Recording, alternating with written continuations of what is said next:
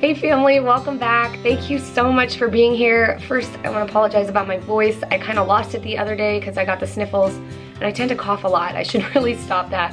And I also want to apologize for not uploading a healthy hump day yesterday. It's actually uploaded. I didn't publicize it because I got this great idea for a new series that I really am so excited to start, but we're going to do that next week.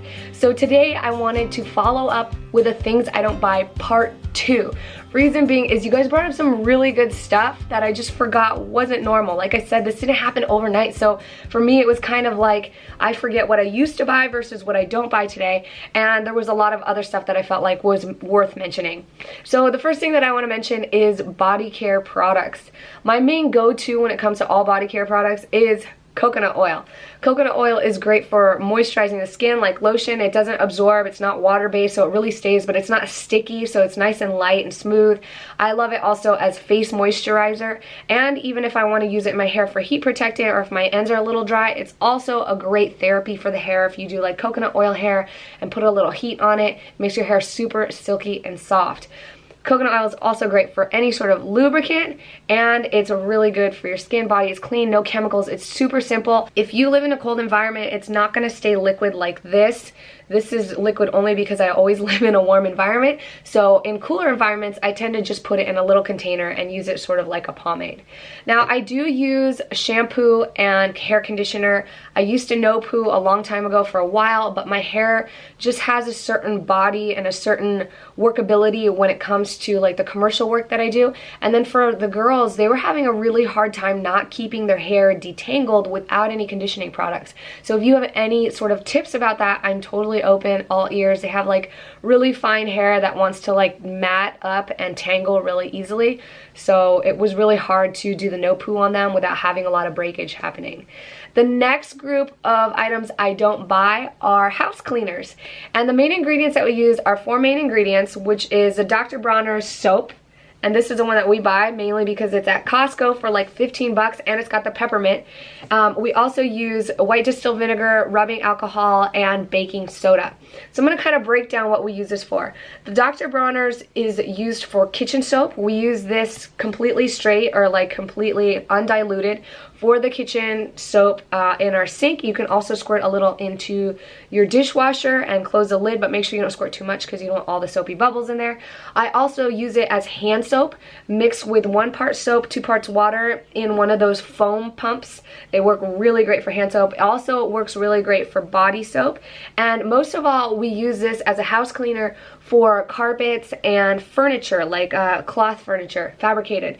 Reason being is if you do about 1 cup to 2 cups of water, 1 tablespoon of this, it really cleans stains out. And I use it for everything. Anytime something spills on the carpet, we just put it in a squirt bottle, squirt it right away, scrub it in with a towel, and then blot it up with a towel, and it works so good.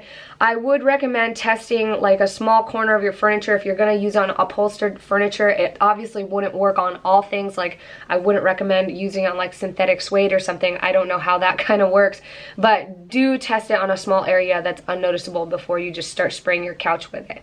Now, as far as the rubbing alcohol and the vinegar, that's the next main product that we use like probably all the time. We use it as a disinfectant, a window cleaner, a bathtub cleaner, and I don't have it here because I haven't set one up, but basically we buy one of those $1 bottle spray bottles, and what we do is half white distilled vinegar, half water, and it depends on how much alcohol you want to use. Alcohol helps with disinfectant and also with evaporating so you're not getting streaks, but basically I just do like a good squirt in the bottle of rubbing alcohol, and it works great as a disinfectant. We use it to wipe down our tables, our windows, our mirrors, our countertops in the kitchen, as well as in our bathroom. We use it to wipe down the toilet. It works super great. And then if you mix that with a baking soda in the tub, it is a great mildew and mold remover, also stain remover when you get a lot of the dark stains at the bottom of the tub. So basically we spray the whole tub with it and then sprinkle some of the baking soda, then really scrub it out, and it works super great. Obviously there are a ton of different combos that you can utilize these 4 products for, but those are basically the only products we use as a house cleaner. The baking soda goes in the toilet to clean the toilet, and I'm trying to think of anything else that I'm missing. That's all I can think of for right now. That's pretty much what we use in totality to clean our whole house. And the number 3 area of things that we don't buy is we don't buy paper towels or sponges, actually.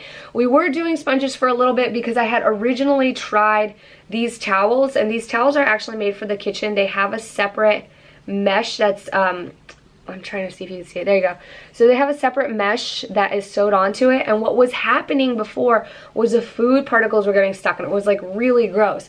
But I realized a good system that you can use these for, basically, if you have any food that you have to scrub off, use the backside first, make sure there are no food particles on your plate left, and then this is used to get off any of the like really gritty stuff that you are having a hard time getting off, and then you can use that. And so far we haven't had trouble with this. As you can see, there's no food particles. It looks pretty darn clean, and so this replaces the sponges. Now the 2 main types of towels that we use to clean everything are these mini face towels. You can buy like white ones, or these were just like some cheap ones from, I mean, I've had this for several years now.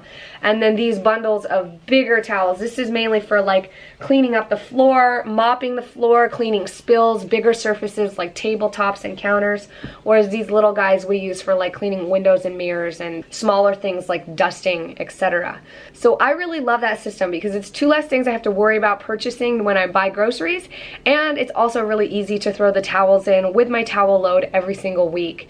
Now the next group of items that I no longer buy are kids' toys. This has been a while now. I'm trying to think of the last time I actually bought kids' toys.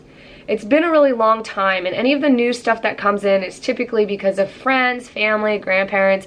It's really hard to get people to stop spoiling your kids, even if you don't want them to buy them stuff. It's just a simple truth of the matter, and for those of you guys with kids, you know. And it's hard to take away the idea that grandparents can't like get your kids stuff and spoil them. So toys still do come in, but as you guys know, as of lately, I've really been preaching on the idea that the kids, they haven't needed toys. And this whole time we've moved, this whole time we've been without toys. They've now accumulated some stuff being here, and grandma bought them some stuff while we got here, but they still don't play with it. The majority of things that they utilize are art, puzzles, and games, and those are a couple things that we've actually gotten a hold of lately. So one of the things I bought before we left was Uno, and as you can tell by this box, it is heavily used.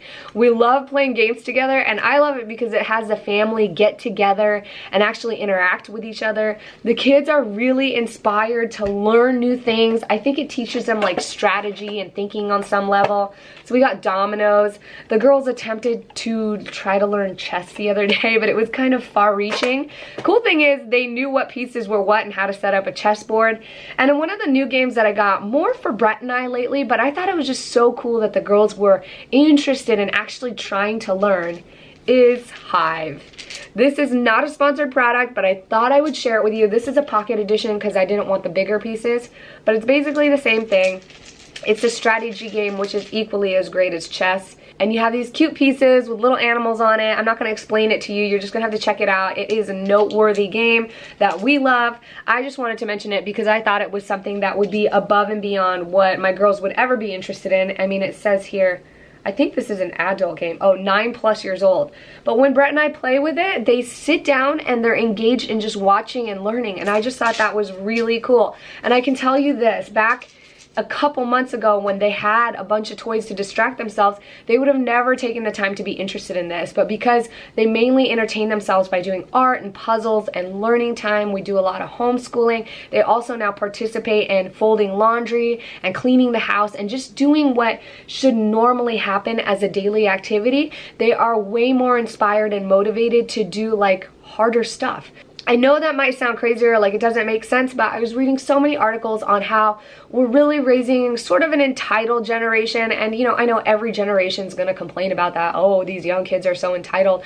But the truth of the matter is everything comes so easy for us now at the push of the button, at a snap of a finger. It just sort of manifests or like apparates or comes into place, you know, digitally or technologically. And what's happening is as we get older and we get to our 20s and we have to learn how to function and take care of ourselves in real life, it becomes more difficult to move or transition into that. So the idea of not giving your kids so many entertaining objects and allowing them to participate in things that are a little bit harder or cause them to think more or challenge them would hopefully reduce a lot of stress and anxiety that they're going to have to face in their lifetime to come. So that's just my little piece on it.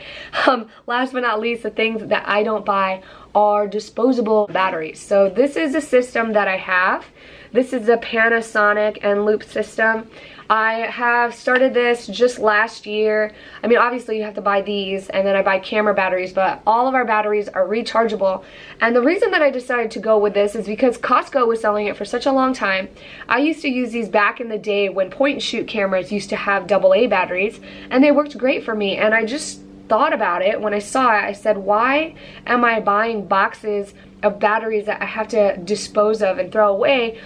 I bet these are better than they used to be, and they are. They work just as good. I have just enough to fill every single thing that needs AA batteries in my house. The batteries all fit across the board, so basically the AAA batteries have a little spot in the unit as well as a AA battery, so you could do 4 at a time of each battery.